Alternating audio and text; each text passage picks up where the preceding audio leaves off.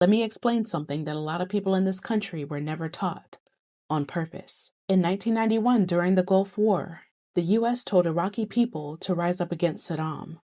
Literally, not in a metaphorical fight for democracy way, either.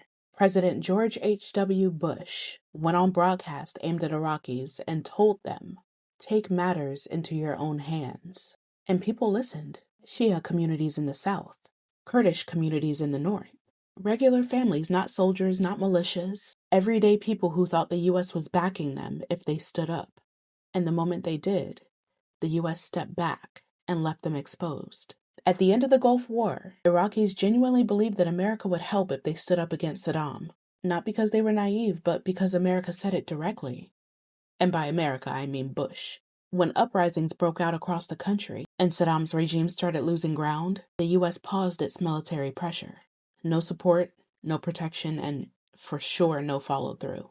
And that silence is what allowed the next part to happen. When the ceasefire was negotiated, the U.S. agreed that Iraq couldn't use fighter jets, but they didn't restrict helicopters. That decision changed everything. Saddam used these helicopters to crush the uprising city by city. People were trying to flee on foot while helicopters were firing into crowds. Whole villages in the marshland were destroyed.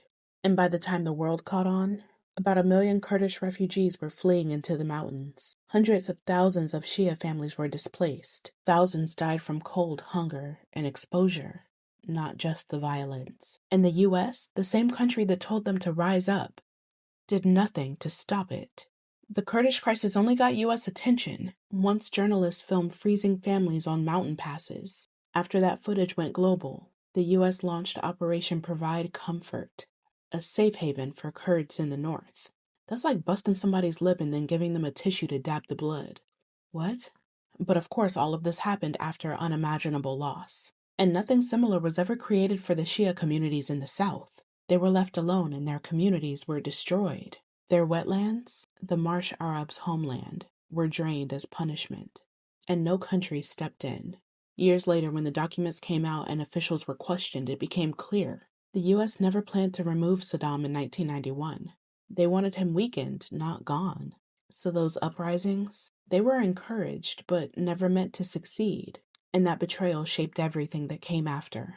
Kurdish mistrust of U.S. promises, Shia resentment and political trauma, long-term refugee displacement, the instability that made the 2003 invasion possible. So this is why they don't trust us. Not because they hate freedom, not because they're anti-American, but because they remember exactly what happened when they trusted this country the first time.